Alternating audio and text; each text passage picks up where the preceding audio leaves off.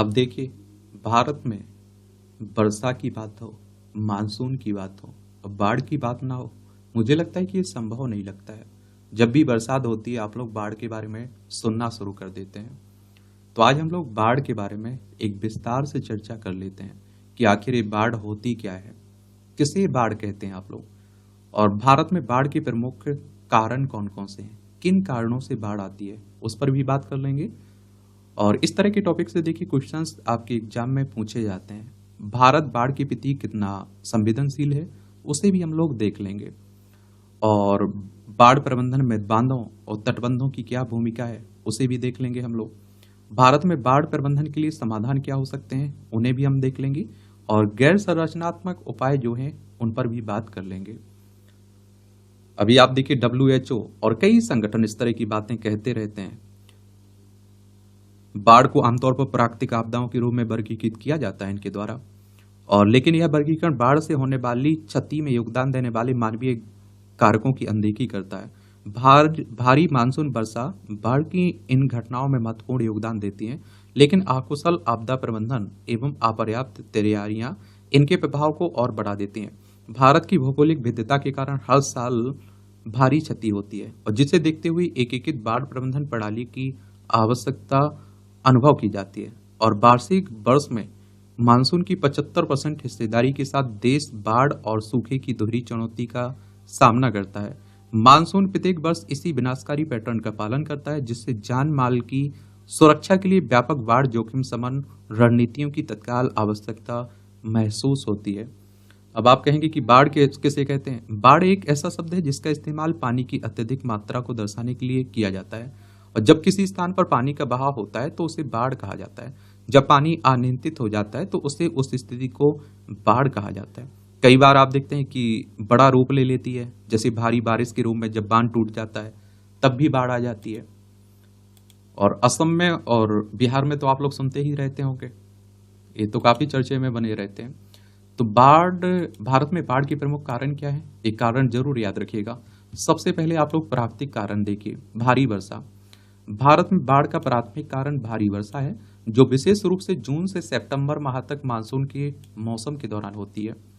तीव्र एवं अनियमित वर्षा मृदा की अवशोषण क्षमता को पार कर सकती है और या फिर जल निकासी प्रणालियों को प्रभावित कर सकती है, और जिससे बाढ़ आ सकती है। ग्लेशियरों का पिघलना, तो बढ़ते तापमान के कारण पर्वतीय क्षेत्रों में हिम और ग्लेशियरों के पिघलने से नदी एवं जलधाराओं में जल स्तर बढ़ सकता है, जिसके परिणाम स्वरूप निचले इलाकों में बाढ़ आ सकती है। उदाहरण के लिए सिक्किम में ग्लेशियर झील के फटने से उत्पन्न बाढ़ में 14 लोगों की मौत हो गई और 100 से अधिक लोग लापता हो गए। इस तरह की खबरें आप लोग सुनते भी रहते होंगे। चक्रवात और तूफान, तो आप देखिए चक्रवात और तूफान तेज हवाओं और भारी वर्षा का कारण बन सकते हैं, और जिससे विशेष रूप से तटीय क्षेत्र प्रभावित होते हैं। उदाहरण के लिए दिसंबर 2023 में आए चक्रवात मिचांग के कारण भारी वर्षा और बाढ़ की स्थिति बनी, और जिससे आप देखिए 13 लोगों की मौत हो गई। नदी का अति प्रवाह, तो बाढ़ तब भी आ सकती है जब नदी का जलस्तर ऊपर की ओर अत्यधिक प्रवाह या फिर नीचे की ओर कम बहिर्वाह के कारण अपनी क्षमता से अधिक हो जाता है। और वर्ष 2023 में आप देखेंगे हिमाचल प्रदेश और हरियाणा में भारी वर्षा के कारण यमुना नदी का उफान पर आ गई, और जिससे दिल्ली में बैराज पर दबाव बढ़ा और नदी के किनारे कई इलाकों में पानी भर गया। अब देखिए इसके लिए मानव निर्मित कारण भी हैं, ये भी याद नोट कर लीजिएगा। अनियोजित एवं तीव्र शहरीकरण, तो अनियोजित शहरीकरण और शहरी केंद्रों के बाहरी इलाकों में मलिन बस्तियों का विकास भारी वर्षा की स्थिति में बाढ़ की तबाही को बढ़ाता है। और 2020 में आप देखेंगे हैदराबाद और 2015 में चेन्नई में आई बाढ़ में हजारों घर जलमग्न हो गए थे, जो आगाह करता है कि किस तरह तीव्र शहरीकरण शहरों को शहरी बाढ़ के प्रति संवेदनशील बना रहा है। और इसका एक अन्य उदाहरण गुरुग्राम है, जहां हर वर्ष मानसून के मौसम में भारी बाढ़ की समस्या उत्पन्न होती है। एक कंक्रीटीकरण, तो डामर और कंक्रीट के उपयोग के कारण तेजी से हो रहे कंक्रीटीकरण से अवैध सतहें बढ़ गई हैं, जो वर्षा जल को अवशोषित नहीं कर पाती हैं, और इसके परिणाम स्वरूप सतही अपवाह में वृद्धि होती है। अब आप देखिए कहीं पानी भरा हुआ है, आप देखते हैं कि धरती सोख ही ना पाएगी, अगर धरती में जा ही ना पाए तो वहाँ थोड़ी सी बरसात होती है, आप देखते हैं कि बाढ़ आ जाती है। परिणाम स्वरूप भारी वर्षा के दौरान जल का तेजी से जमाव हो जाता है, और जिससे जल निकासी प्रणालियां प्रभावित होती हैं और स्थानीय स्तर पर बाढ़ आ जाती है। ये शहरों में आप लोग देखते होंगे अक्सर। ये आप देखेंगे जल संसाधनों पर अतिक्रमण, तो नदी तलों और बाढ़ के मैदानों में निर्माण एवं विकास गतिविधियों और झीलों एवं तालाबों के अतिक्रमण से जल का अप्राकृतिक प्रवाह गंभीर रूप से बाधित हो सकता है। उदाहरण के लिए आप देखिए भोपाल, चेन्नई जैसे शहरों में झीलों में अतिक्रमण गतिविधियों के कारण बाढ़ की घटनाएं बढ़ गई हैं। वनों की कटाई एक, तो वर्षा जल के अवशोषण और भूजल पुनर्भरण को सुगम बनाने में वन महत्वपूर्ण भूमिका निभाते हैं। पेड़ वनों की कटाई से मृदा की जल धारण क्षमता कम हो जाती है और जिससे सतही अपवाह बढ़ जाता है। यह अतिरिक्त जल को नदियों और जलधाराओं में ले जाता है, जिससे बाढ़ का खतरा बढ़ जाता है। या फिर आप देखिए बांध और बैराज। बांध और बैराज जल प्रवाह को प्रबंधित करने तथा जल विद्युत शक्ति उत्पन्न करने के लिए बनाए जाते हैं, लेकिन भारी वर्षा और अकुशल प्रबंधित जलाशयों से गंभीर खतरा उत्पन्न हो सकता है। उदाहरण के लिए तमिलनाडु केरल सीमा क्षेत्र में मुल्ला पेरियार बांध में जल के कथित अकुशल प्रबंधन के कारण वर्ष 2018 में बाढ़ आई थी।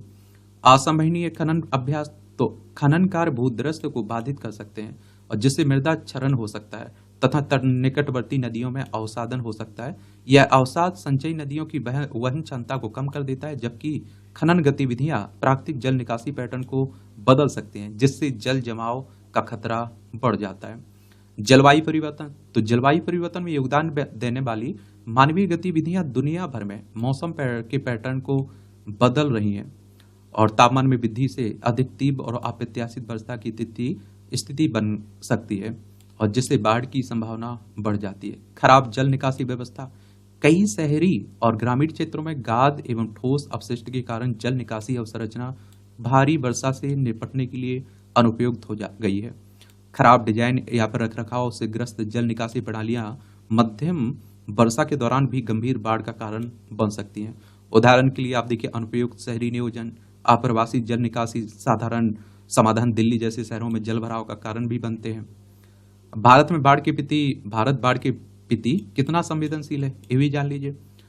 तो राष्ट्रीय आपदा प्रबंधन प्राधिकरण के अनुसार बाढ़ के प्रति संवेदनशील क्षेत्र मुख्यतः गंगा ब्रह्मपुत्र नदी बेसिन के किनारे स्थित है, जो उत्तरी राज्यों हिमाचल प्रदेश, पंजाब से लेकर उत्तर प्रदेश, बिहार तक तथा पूर्वोत्तर में असम और अरुणाचल प्रदेश तक विस्तृत है। ओडिशा, आंध्र प्रदेश के तटीय राज्य, तेलंगाना, गुजरात के कुछ हिस्से भी प्रतिवर्ष बाढ़ का सामना करते हैं। पुराना अनुमान, तो वर्तमान सीमांकन वर्ष 1980 में राष्ट्रीय बाढ़ आयोग द्वारा किए गए अनुमानों पर आधारित है। राष्ट्रीय बाढ़ आयोग का गठन 4 दशक पहले किया गया था और आप देखते हैं कि राष्ट्रीय बाढ़ आयोग के अनुसार भारत का लगभग 12.19% भौगोलिक क्षेत्र बाढ़ की दृष्टि से संवेदनशील है। जलवायु परिवर्तन, तो भारत पिछले 4 दशकों से जलवायु परिवर्तन के प्रभाव से जूझ रहा है। विज्ञान पत्रिका नेचर के अनुसार 1950 से 2015 के बीच मध्य भारत में चरम वर्षा की घटनाओं में 3 गुना वृद्धि हुई है। केंद्रीय पर्यावरण एवं वन मंत्रालय की जलवायु परिवर्तन एवं भारत रिपोर्ट के अनुसार 2070 से 2100 के बीच बढ़ते तापमान के कारण भारत में बाढ़ की आवृत्ति में वृद्धि होगी। इस तरह की जो रिपोर्टें आती हैं उन्हें भी आप लोग उल्लेख कर दिया करिएगा जब आप लोग आंसर राइटिंग कर रहे हैं, निबंध लिख रहे हैं। वर्षा की वृद्धि, तो हाल के वर्षों में दक्षिण पश्चिम मानसून की अवधि भी देश के कुछ हिस्सों में बड़े पैमाने पर बाढ़ का कारण बन रही है। वर्ष 2020 में भारत के 13 राज्यों के 256 जिलों में अत्यधिक वर्षा के कारण बाढ़ की सूचना दर्ज की गई।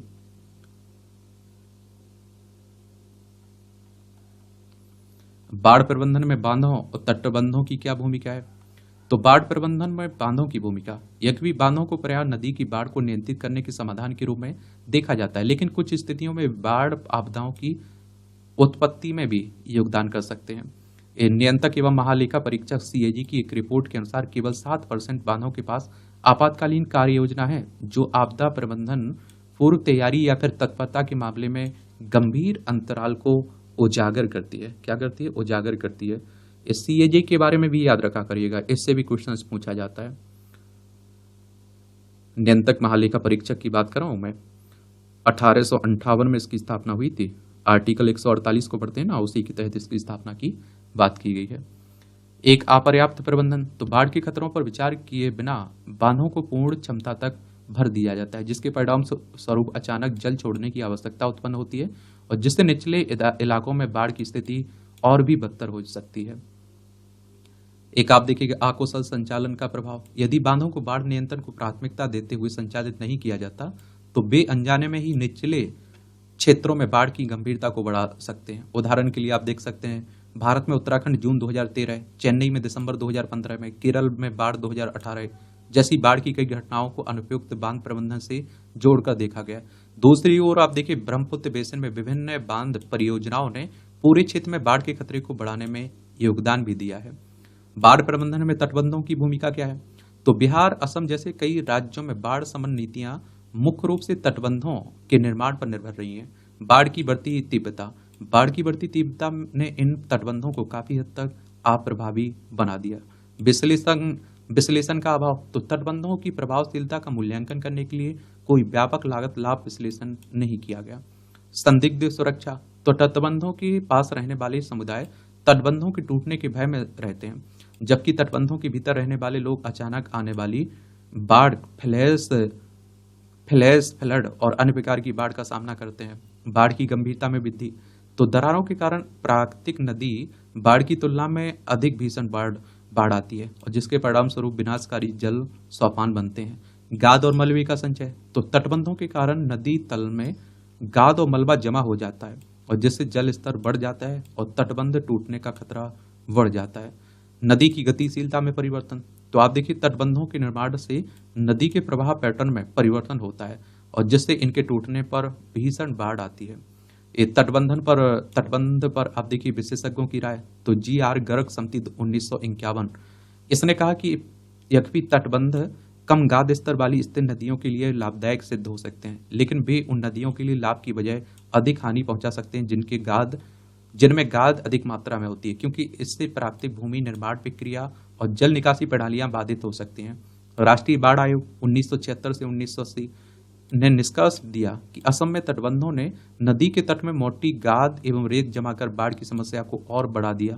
परिणाम स्वरूप नदी का तल आसपास की भूमि से ऊपर उठ गया और जिससे ऐसी खतरनाक स्थिति पैदा हो गई जो तटबंधों के टूटने पर भयंकर तबाही का कारण भी बन सकती है। अब देखिए भारत में बाढ़ प्रबंधन के लिए समाधान क्या हो सकते हैं। एक तो संरचनात्मक उपाय, नदियों को जोड़ने का कार्यक्रम।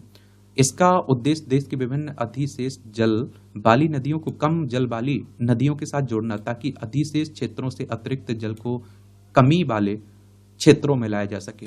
जिसमें अधिक है उससे आप देखिए कम, जिसमें पानी हो नदी में, उसमें लाया जा सके।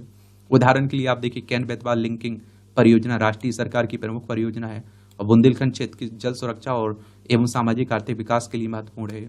जलाशय। तो आप देखिए भंडारण जलाशय में बेकिंतिम संरचनाएं हैं जिन्हें उच्च प्रवाह अवधि के दौरान अतिरिक्त जल को संग्रहित करने और निम्न प्रवाह अवधि के दौरान उसे छोड़ने के लिए डिजाइन किया गया है।